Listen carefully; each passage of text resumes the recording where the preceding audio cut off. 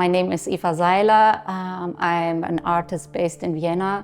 I have a sculptural praxis and I also have a background in scenography. And for some years now, my interest or my focus is on the relationship between human and non-human animals, and especially with domesticated animals and like recently the silkworm. So like animals we share like a long history with, like over centuries, and which kind of also shaped who we are as humans nowadays. I feel like so estranged from animals. Common knowledge which for centuries like people shared, because most people were like employed or were farmers, so they kind of had like this this communication, this really like living on a daily basis with animals. And I only grew up in cities. Therefore it was quite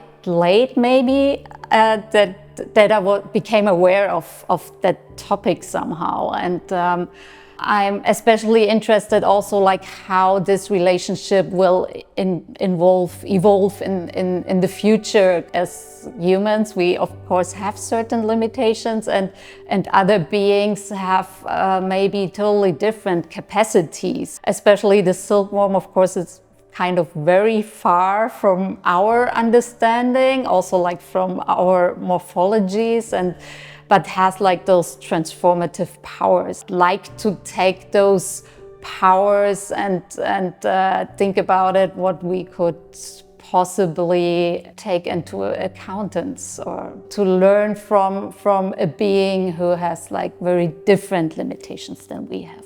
In the silk process, of course, like external devices play a great role. I'm interested in how this also shaped the human body, how this shaped the animal body. A lot of knowledge we have nowadays is of course based on observations, nature, non-human animals. A lot of processes are based upon natural processes which are already there.